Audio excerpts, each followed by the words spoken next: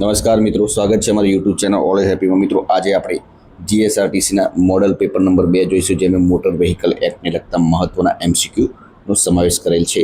તો શરૂઆત કરીએ ફર્સ્ટ નંબરના ક્વેશ્ચનથી। મોટર વ્હીકલ એક્ટ કઈ સાલમાં બન્યો હતો? તો મોટર વ્હીકલ એક્ટ 1988માં બન્યો હતો। મોટર વાહન અધિનિયમ 1988નો અમલ સમગ્ર ભારતમાં ક્યારથી થયો? તો સમગ્ર ભારતમાં 1 જુલાઈ 1989ના રોજ સમગ્ર ભારતમાં તેનો અમલ થયો। મોટર વાહન અધિનિયમમાં કુલ કેટલા પ્રકરણો આવેલા છે? તો મોટર વાહન અધિનિયમમાં ટોટલ 14 પ્રકરણો આવેલા છે। મોટર વાહન અધિનિયમમાં કુલ કેટલી કલમો આપેલી છે? તો મોટર વાહન અધિનિયમમાં ટોટલ 217 કલમો આવેલી છે। મોટર વાહન અધિનિયમ 1988માં તાજેતરમાં મોટો સુધારો કઈ સાલમાં થયો? તો તાજેતરમાં જે મોટો સુધારો કરવામાં આવ્યો છે તે 2019માં કરવામાં આવ્યો છે। મોટર વાહન અધિનિયમ 1988 પહેલાં ભારતમાં કયો કાયદો અમલમાં હતો? તો 1988 પહેલાં ભારતમાં કયો કાયદો અમલમાં હતો? તો મોટર વાહન ધારો 1956 કાયદો અમલમાં હતો। ટૂંકું નામ, વિસ્તાર અને શરૂઆતની જોગવાઈ કઈ કલમમાં છે? તો જેનો સાચો જવાબ રહેશે કલમ 1માં। કલમ 2માં કઈ બાબતનો ઉલ્લેખ કરવામાં આવ્યો છે?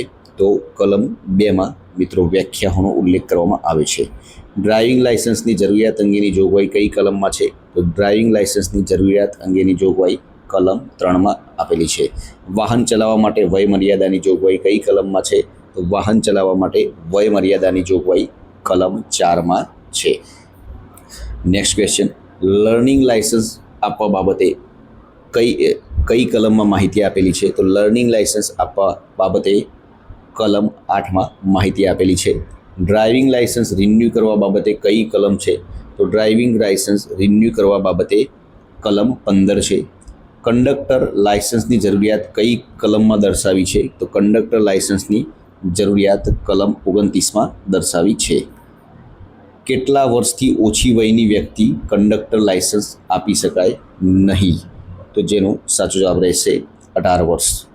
અશક્ત કંડક્ટરનું લાયસન્સ રદ કરવા બાબતે કઈ કલમ છે? તો જેનો સાચો જવાબ રહેશે કલમ 32। ટિકિટ વગર મુસાફરી કરવી એ ગુનો છે, તે કઈ કલમ મુજબ છે? તો તે કલમ 124 મુજબ ગુનો કહેવાય છે। ટિકિટ વગર મુસાફરી કરવા બદલ દંડની જોગવાઈ કઈ કલમમાં છે? તો દંડની જોગવાઈ કલમ 178માં છે। બેફામ વાહન ચલાવવા બદલ દંડની જોગવાઈ કઈ કલમમાં છે? તો બેફામ વાહન ચલાવવા બદલ દંડની જોગવાઈ કલમ 184માં છે। ઓવરલોડ મુસાફરો બેસાડવા બદલ દંડની જોગવાઈ કઈ કલમમાં છે? તો તેની જોગવાઈ કલમ 194A માં છે।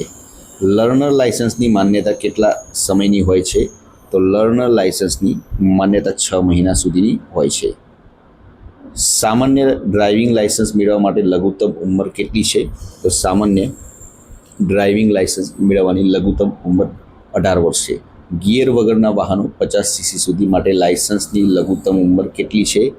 તો જેનો સાચો જવાબ રહેશે 16 વર્ષ। સીટ બેલ્ટ પહેરવો કોના માટે ફરજિયાત છે? તો સીટ બેલ્ટ પહેરવો કોના માટે ફરજિયાત છે? તો જેનો સાચો જવાબ રહેશે ડ્રાઈવર અને આગળ બેસેલ વ્યક્તિ માટે। અન્ય રાજ્યમાં વાહન કેટલા સમય સુધી રાખવામાં આવે તો નોંધણી અનિવાર્ય છે? તો અન્ય રાજ્યમાં વાહન કેટલા સમય સુધી રાખવામાં આવે તો નોંધણી ફરજિયાત છે? તો 12 માસ સુધી। ઉમદા સહાયક અંગેની જોગવાઈ કઈ કલમમાં છે? તો કલમ 134 ઝેરી રસાયણ અને પેટ્રોકેમિકલ્સ વાહન ચાલકના લાયસન્સની મુદત કેટલા વર્ષની હોય છે? તો 3 વર્ષની। સ્પીડમાં રેસિંગ કરવા માટેની સજા કઈ કલમમાં છે?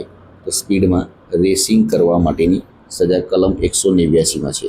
શાંતિ વિસ્તારમાં હોર્ન વગાડવા બદલ પ્રથમ ગુનામાં કેટલો દંડ થઈ શકે? તો જેનો સાચો જવાબ રહેશે 1000 રૂપિયા। સીટ બેલ્ટનો ઉપયોગ કર્યા વિના વાહન ચલાવવા બદલ સજા કઈ કલમમાં છે? તો જેનો સાચો જવાબ રહેશે એ ઓપ્શન 194 ગુનાની માંડવાળ અંગેની જોગવાઈ કઈ કલમમાં છે? તો કલમ 200માં। લોહીમાં આલ્કોહોલનું પ્રમાણ કેટલું હોય તો વ્યક્તિને અસક્ષમ માનવામાં આવે છે? તો લોહીમાં આલ્કોહોલનું પ્રમાણ 100 ml એ 30 mg હોય તો અસક્ષમ માનવામાં આવે છે। ગણવેશધારી પોલીસને વાહન અટકાવવાની સત્તા કઈ કલમ આપે છે? તો જે એ કલમ 207. મોટર વાહન અધિનિયમ 2019નો ક્રમાંક કયો છે? તો 32મો. મોટર વાહન અધિનિયમ 1988નો પ્રસાર ક્રમાંક કયો છે? જેનો સાચો જવાબ રહેશે બી ઓપ્શન 59. કંડક્ટરની વ્યાખ્યા કઈ કલમમાં આપેલી છે? તો કંડક્ટરની વ્યાખ્યા કલમ 2.5માં આપવામાં આવેલી છે. ડ્રાઈવરની વ્યાખ્યા કઈ કલમમાં આપેલી છે? તો ડ્રાઈવરની વ્યાખ્યા કલમ 2.9માં આપવામાં આવેલી છે. મોટર વાહન અધિનિયમ 1988ની અંતિમ કલમ કઈ છે? તો જેનો સાચો જવાબ રહેશે 217A. પરમિટની મુદત સામાન્ય રીતે કેટલા વર્ષની રહેશે? તો પરમિટની મુદત સામાન્ય રીતે 5 વર્ષ સુધીની રહેશે. ટ્રાન્સપોર્ટ વાહન ચલાવવા માટે લઘુત્તમ ઉંમર કેટલી હોવી જોઈએ? તો લઘુત્તમ ઉંમર 21 વર્ષ હોવી જોઈએ. સ્ટેજ કેરેજની વ્યાખ્યા કઈ કલમમાં આપેલી છે? તો કલમ 240માં. દંડની રકમમાં હાલમાં કેટલા ટકાનો ઇજાફો વધારો કરી શકાય છે? તો 10% સુધીનો વધારો કરી શકાય છે. ગુજરાત મોટર વ્હીકલ રૂલ્સ 1989ની કઈ કલમ મુજબ ફર્સ્ટ એડ બોક્સ રાખવું જરૂરી છે? તો જેનો સાચો જવાબ રહેશે કલમ 164 મુજબ. ભારે વાહનોની વજન મર્યાદા આ કાયદા મુજબ કેટલી છે? તો આ કાયદા મુજબ 12,000 kg. હળવા વાહનોની વજન મર્યાદા કેટલી નક્કી કરવામાં આવી છે? તો હળવા વાહનોની વજન મર્યાદા કેટલી નક્કી કરવામાં આવી છે? તો 7500 kg. મેક્સી કેબમાં ડ્રાઈવર સહિત મુસાફરોની સંખ્યા કેટલી રહેશે? તો તેમાં 6 થી 12. વાહનો ચલાવવા માટેની કામચલાઉ પરમિટ કેટલા સમય માટે મળે છે? તો કામચલાઉ પરમિટ 4 મહિના સુધી માટેની મળે છે. 2 પૈડાવાળા વાહન પર વધુમાં વધુ કેટલા વ્યક્તિ સવારી કરી શકે? તો 2 પૈડાવાળા વાહન પર વધુમાં વધુ કેટલા વ્યક્તિ સવારી કરી શકે? તો સાચો જવાબ રહેશે બી ઓપ્શન 2. કઈ વ્યક્તિઓને હેલ્મેટ પહેરવામાંથી મુક્તિ આપવામાં આવી છે? તો શીખ પાઘડી પહેરતા હોય તેમને. હિટ એન્ડ રન અકસ્માત કેસોમાં વળતર અંગેની જોગવાઈ કઈ કલમમાં છે?